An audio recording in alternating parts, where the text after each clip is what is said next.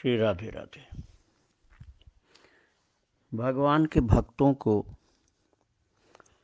सहन शक्ति जो ठाकुर जी की कृपा से प्राप्त होती है वह बहुत ही अद्भुत होती है। तमाम कष्टों को हंसते हंसते हुए झेलते जाते हैं और भक्ति मार्ग में आगे बढ़ते जाते हैं। अब से लगभग 40 वर्ष पहले मैं वृंदावन में आया था, सन 1989 में। उसके 2 वर्ष पहले, अर्थात मेरे आने के 2 वर्ष पहले, सन 77 तक श्री वृंदावन धाम में एक अद्भुत भक्ता माता रहती थी। वो संत थी। रंग जी मंदिर के बाहरी परकोटे के एक कक्ष में उनका अद्भुत तपस्यामय जीवन था। उनका नाम था दुर्गी माता। आज मैं उन्हीं की चरितावली आपको सुनाने जा रहा हूँ। ये अब से लगभग 150 वर्ष पहले कश्मीर में जम्मू के पास इनका जन्म हुआ था, एक सुनार परिवार में। जब ये 7 वर्ष की थी तभी इनकी माता इनको छोड़ करके चल बसी। इनके पिताजी बहुत महान भक्त थे। उन्होंने ही बच्ची का पालन पोषण किया, 1 वर्ष तक तीर्थ यात्रा कराया और उसके बाद फिर बच्ची को ननिहाल में पालन पोषण के लिए दिया। और वहाँ जब बड़ी हुई, 13 वर्ष की अवस्था में विवाह हो गया। और जिस परिवार में विवाह इनका हुआ वो सब के सब नास्तिक थे और ये अपने पिताजी की भक्ति के अनुसार ही अपने जीवन में भक्ति करती रहती थी। पिताजी से बहुत आगे निकली थी भक्ति में, किंतु प्रारब्ध बहुत कष्ट पाने का था। 13 वर्ष की अवस्था में विवाह हो गया। ससुराल के लोग सब नास्तिक थे। सास ससुर ननद आदि का स्वभाव बड़ा तीखा था और पति इनके ऊपर बड़ा शासन करता था। ये चाहती थी कि घर के काम से फुर्सत मिले तो थोड़ा मैं भजन ध्यान करूं, लेकिन जब ये भजन ध्यान के लिए बैठती थी तभी इनका पति इनको बहुत कठोरता के साथ पेश आता था और सारा काम ये घर का करती थी। और थोड़ी देर में ही, मौका मिलते ही ऐसे डूब जाती थी भगवान के ध्यान में कि कभी कभी इनकी चेतना ही लुप्त हो जाती थी। फिर तो इनके ऊपर गालियों और लात घूसों की बौछार हो जाती थी। ऐसे 17 वर्ष इन्होंने नारकी यंत्रणा की तरफ से ससुराल में व्यतीत किया और 30 वर्ष की अवस्था तक में इन्होंने 7 बच्चों को जन्म दे दिया था। और जब 30 वर्ष की हो गई, पूरा 30 वर्ष हो गया, 31वां वर्ष चालू हुआ, तो एक दिन की बात है, इनका मन भगवान से इतना ज़्यादा प्रेम विभोर हुआ कि इन्होंने घर छोड़ देना ही निश्चय किया। और अर्धरात्रि में ये चल पड़ी। जम्मू में जहाँ इनका विवाह हुआ था वहाँ से निकल पड़ी और ये देहरादून तक जा कर के पहुँच गए। देहरादून में एक सज्जन से भेंट हुई, वो अपने घर रसोई का काम दिया इन्होंने। फिर वहाँ कुछ दिन रह करके फिर लाहौर में एक सज्जन ले गए, अपने घर का चौका बर्तन कराते थे। अब वो सब बातें मैं विस्तार से नहीं बता रहा हूँ क्योंकि वो ज़्यादा काम की चीज़ें नहीं हैं। फिर इन्होंने एक स्कूल में नौकरी किया, वहाँ इनको भजन का टाइम मिल जाता था। और 10 वर्ष तक नौकरी करती हुई ये हरिद्वार में भक्ति भी करती थी, नौकरी भी करती थी। और फिर भगवान कृष्ण की भक्ति करने के लिए इन्होंने हरिद्वार का त्याग किया और वृंदावन धाम में आ गई। वृंदावन में केसी घाट पर एक पुरानी सी बिल्डिंग की छोटी सी कोठरी में कुछ दिन रही। फिर जगन्नाथ घाट पर, जहाँ जगन्नाथ मंदिर है, उसी मंदिर में ही रही। इसके बाद इन्होंने दीक्षा लेने का जब मन में निश्चय किया तो एक रामानुजी संत आचार्य वैष्णव से इन्होंने दीक्षा लिया वृंदावन धाम में ही। और तब इनके गुरुदेव ने एक लड्डू गोपाल इनको दिया, पूजा सेवा की बात बताई, और इनका पूजा में इतना मन लगा कि बस ठाकुर जी इनके साथ लीला करना शुरू कर दिए। ठाकुर जी और इनके बीच में इतना ज़्यादा प्रेम था, इतनी बातें होती थी कि इन्होंने संसार को भुला दिया। थोड़ा खान पान की व्यवस्था करने के लिए भजन आश्रम में जाकर कीर्तन करती थी, लेकिन कुछ दिन बाद वो भी छोड़ दिया। और रसिक बिहारी ठाकुर जो मंदिर है सेवा कुंज के निकट में है, वहाँ एक व्यक्ति के यहाँ 5 रुपये महीने की नौकरी उस जमाने में किया, जिससे ठाकुर जी की व्यवस्था का सुविधा हो जाए। और नौकरी करना भी इनके लिए मुश्किल हो गया, क्योंकि भगवान के भजन ध्यान में डूबी रहती थी, टाइम का इनको ख्याल ही नहीं रहता था। तब ये रंगनाथ जी के मंदिर के बाहरी जो दीवार है, 3 दीवारें हैं 4 दीवारों में, लगभग तीनों में ही कक्ष बने हुए, कमरे बने हुए। तो बाहरी परकोटे में एक कक्ष था, उसमें इनको जगह मिल गई और बस वो गोपाल जी की सेवा में रहने लगी। अपनी जीविका के लिए कभी किसी से याचना नहीं करती थी, जो कुछ मिल जाए उसी में संतुष्ट रहती थी। कभी कभी ऐसा होता था कि कुछ भी नहीं रहता था, तो ये कहती थी अपने गोपाल को कि देख, अब तुझे भूख लगी है तो तू जा करके किसी गोपी के यहाँ भोजन कर आ। और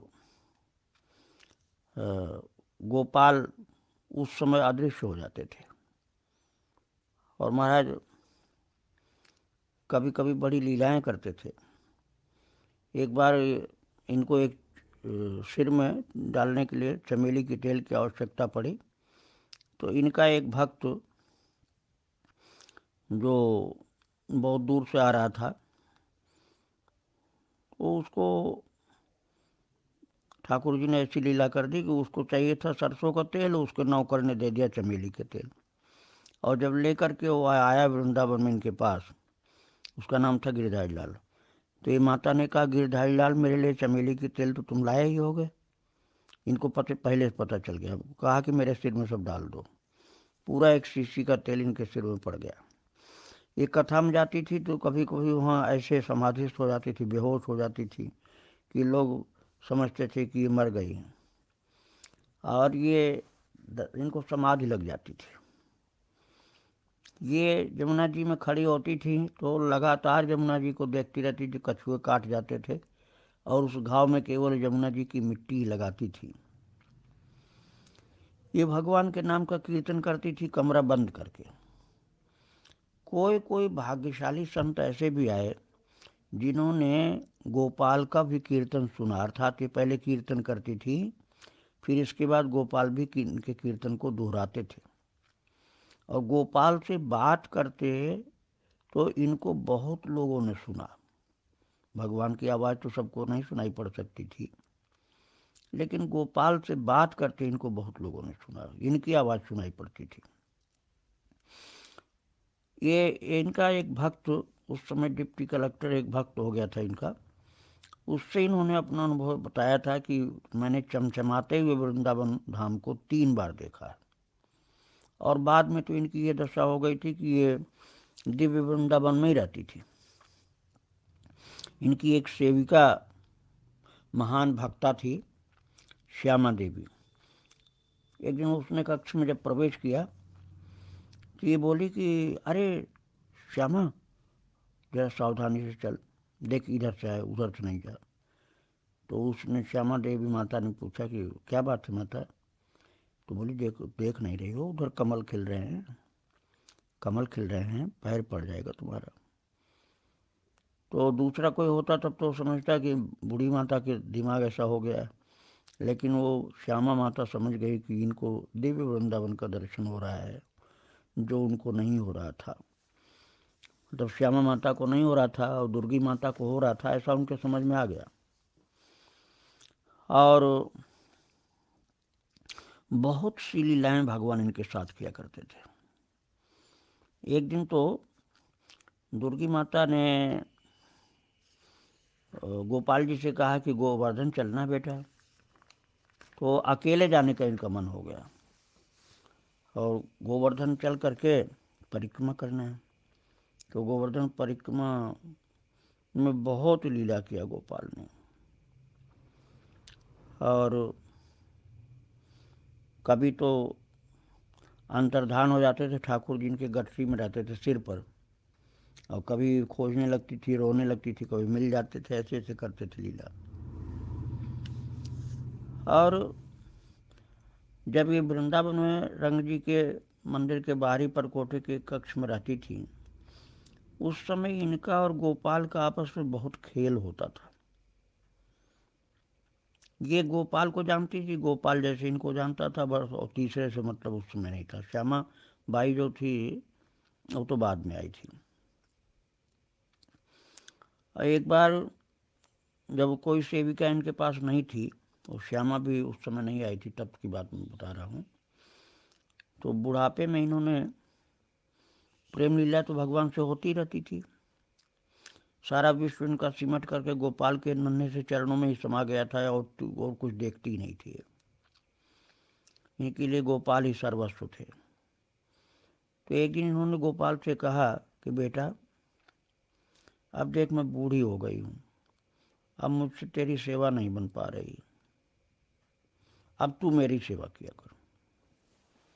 महाराज भगवान इतने ज़्यादा इनके ऊपर प्रसन्न थे कि भगवान बड़े खुश हो गए, और भगवान ही इनकी सेवा में जुट गए, और प्रेम में मदहोश सी बैठी, आंखों से आंसू गिराती रहती थी बस। तो कोई इनकी भक्ता आई, तो उसने कहा कि माता, पहले तो तुम्हारे कमरे में बहुत गंदगी रहती थी, अब तो बड़ा साफ सुथरा रहता है, इतनी सफाई कौन कर जाता है, और तुम तो बूढ़ी इतनी हो कि तुमसे तो हो नहीं सकता, तो कौन सफाई कर जाता है। तो माता बोली कि मेरे पास गोपाल के सिवा और कौन है। दुर्गी माता इतनी सरल थी कि सहज स्वभाव से ऐसा उत्तर दे दिया। तब लोग समझे कि गोपाल ही इनके यहाँ सफाई भी करता है। सारी सेवा गोपाल करने लगे इनकी, लेकिन खिजाते बहुत थे, क्योंकि खिजाने का स्वभाव गोपाल का, चिढ़ाने का, खिजाने का, और उसी में भक्तों को आनंद देते हैं इस प्रकार से। एक दिन माता के पास कुछ खाने को नहीं था, तो माता ने कहा कि देख, आज तो मेरे पास कुछ है नहीं, किसी गोपी के यहाँ जाके तू खा पिया। और अब वो अंदर बैठी हुई आंखों से आंसू गिरा रही है कि वो गोपाल पता नहीं कहाँ गया, कितनी देर में आएगा। अब उनके कक्ष में गोपाल जी नहीं थे। जो लड्डू गोपाल भक्तों के हाथ में रहते हैं, सामने रहते हैं, मैया के पास भी रहते थे, अब उसके कक्ष में नहीं थे, क्योंकि माँ ने ही भेज दिया था कि जाओ किसी के यहाँ खा पी के आओ। अब कक्ष के भीतर बैठी आंसू गिरा रही थी, और इतने में ही रंग जी मंदिर के महंत की पत्नी आई, गुरु माता कही जाती थी वो। तो उन्होंने देखा कि दरवाज़ा तो बंद है, और बाहर बरामदे में गोपाल पालने में झूल रहा है। तो उनको देखकर बड़ा आश्चर्य हुआ, और उन्होंने दरवाज़ा ढकेला तो दरवाज़ा खुल गया। तो देखा कि माता तो दुर्गी माता तो ध्यान में बैठी है, और आंखों से आंसू गिरती जा रही। तो उन्होंने कहा, माँ, आज गोपाल को बाहर क्यों निकाल दिया। तो जब ये बोली वो महंत की पत्नी, तो ये दुर्गी माता चौंक पड़ी, बोली वो आ गया क्या। अरे मैं तो बहुत देर से इंतजार कर रही हूँ, वो तो कक्ष में आया नहीं, बेटी वो कहाँ है। तो बोली तो बाहर बरामदे में पालने में झूल रहे हैं। भाग करके माता बाहर निकली, और देखा कि बाहर बरामदे में गोपाल पालने में झूल रहे हैं, जबकि वो अंदर से अंतर्धान हुए थे। उसने छाती से चिपटा लिया माता ने, और भरे आया हृदय उनका बिल्कुल।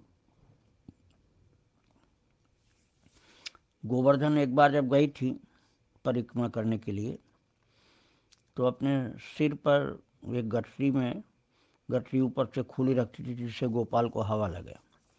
लेकर चलती थी, ऐसे साध के रखती थी कि गठरी गिरे नहीं, ऊपर से हवा लेते हुए गोपाल चले। और वो गिर गोवर्धन की लता, पशु पक्षी, गोप बालक, ये सब आकर्षण तो भगवान के लिए था ही, तो बीच बीच में अंतर्धान हो जाते थे वो। अब वो उतार करके फिर अपनी गठरी देखती थी, गोपाल तो है नहीं, तो कुछ देर तक जब रोती थी, चिल्लाती थी, फिर गोपाल आ जाते थे। और महाराज परिक्रमा करके जब वो आई वृंदावन में और अपनी कुटिया में गई, सिर से उतारा अपनी पोटली, तो देखा गोपाल नहीं। कक्ष के बाहर बरामदे में अभी रुकी थी, क्योंकि ताला खुल नहीं पाया था, और रो रही थी कि मेरा गोपाल न जाने कहाँ चला गया। तो एक संत, बहुत अच्छे संत थे, वो आए माता का दर्शन करने। वो देखा कि वो रो रही, तो उन्होंने पूछा कि माता आप रो क्यों रही हो? बोले गोपाल मेरा भग गया न जाने कहाँ। ताला खोलो महाराज। और ताला जब खोला तो देखा कि कमरे के अंदर पालने में गोपाल झूल रहे हैं। और संत जी बोले कि माता गोपाल तो अंदर झूल रहे हैं, जबकि 50 बार वो रास्ते में गोवर्धन परिक्रमा में और रास्ते में गोपाल को देख चुकी थी माता, साथ में ले गई थी, बीच में पता नहीं कितनी जगह उनको खिलाया पिलाया, पानी पिलाया। और अब यहाँ कमरे में घुसने के पहले वो अंतर्धान हो गए, और जब कमरा का ताला खोला गया तो अंदर झूलते हुए पाए गए, पालने में झूल रहे थे।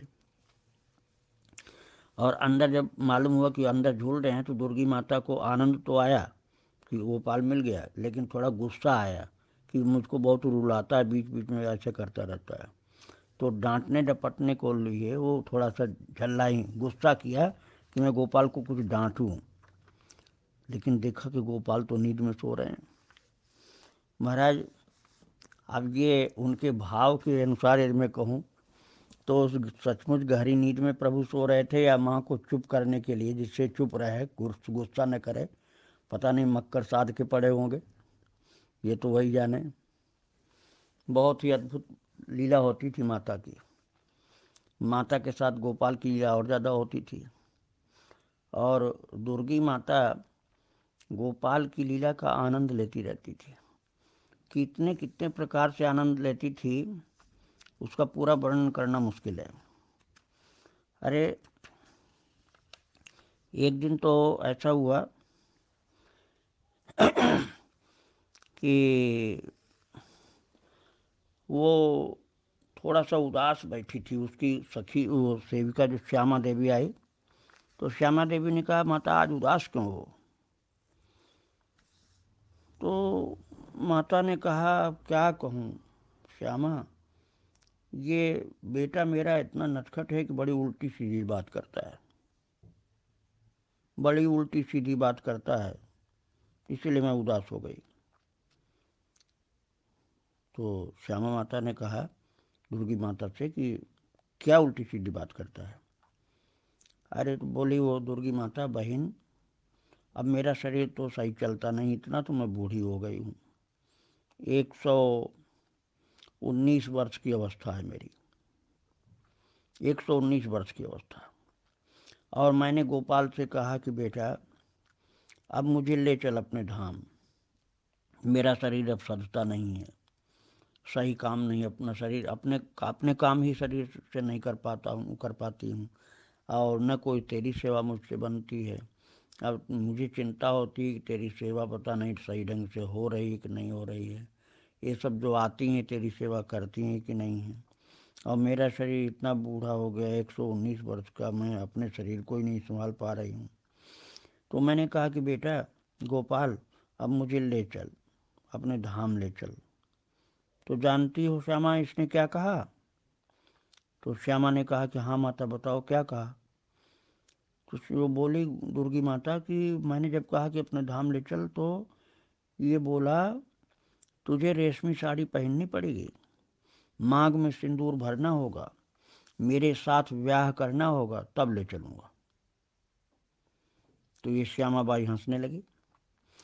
श्यामा देवी ने हंसकर कहा तो माता रेशमी साड़ी आ जाएगी, क्या परेशानी है? रेशमी साड़ी मैं ही ले आऊंगी, कोई भक्त ले आएगा? इतने सारे तो अब भक्त हो गए हैं आपके, अब पहले की तरह कोई अकेली थोड़ी आप हैं, आपके पीछे तमाम भक्त हैं। आप जिसको बोल देंगी वही रेशमी साड़ी लेकर के आ जाएगा।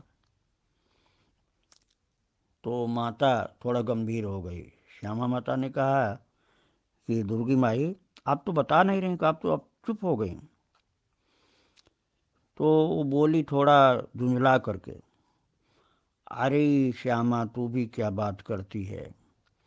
अरे माँ के साथ कोई ब्याह करता है क्या? मैं तो उसकी माँ हूँ, मैं तो उसकी माँ हूँ, और मेरे साथ ब्याह करने की बात कर रहा था। उसे ऐसी बात करनी चाहिए क्या? उसे ऐसी बात तो नहीं कहनी चाहिए बेटे। दुर्गी माता ने झुंझला करके कहा। ऐसी विचित्र लीला ठाकुर जी उसके साथ करते थे। बोलते भी थे, लुका छिपी का खेल करते थे, अंतर्धान हो जाते थे, कहीं के कहीं पहुंच जाते थे, कहीं प्रकट होते थे, और कुछ किसी से काम करवाते थे, कुछ खुद करते थे, और कभी खिजाते थे। रोजाना नाना प्रकार की लीला दुर्गी माता के साथ भगवान करते थे। बड़े बड़े कष्ट झेला दुर्गी माता ने, पर बाद में ठाकुर जी ने इतनी सरस लीलाएं की माता के साथ कि उन लीलाओं में एकदम ही वो संसार को भूल गई। जो परेशानियां हुई थी, जो संसार के दुख होते हैं, वो सब भूल गई। रह गए केवल गोपाल और उनकी लीलाएं, और उन्हीं से बात करती रहती थी, उन्हीं से खींचती रहती थी, उन्हीं की नटखट लीलाओं का दर्शन करती थी। और फिर तो उसको लगता था, भक्त लोगों को ये अनुभव होता था कि वो दिव्य वृंदावन का ही अनुभव करती रहती है, दिव्य वृंदावन का ही दर्शन करती रहती है। महाराज 5 अगस्त सन 1977 को 119 वर्ष की अवस्था में उन्होंने अपने शरीर को श्री वृंदावन की रज में छोड़ करके दिव्य वृंदावन के लिए प्रस्थान किया। सिद्ध गोपी देह के साथ जैसे वो चली गई वृंदावन धाम से दिव्य वृंदावन धाम। ऐसी अद्भुत भक्त माता थी जिनके जीवन में तमाम कष्ट आए, लेकिन उन सब कष्टों की परवाह किए बिना वे आगे बढ़ती गईं और कन्हैया की साथ तमाम लीलाओं का दर्शन अनुभव करते हुए दिव्य वृंदावन धाम को चली गईं। श्री राधे राधे, जय श्री राधे।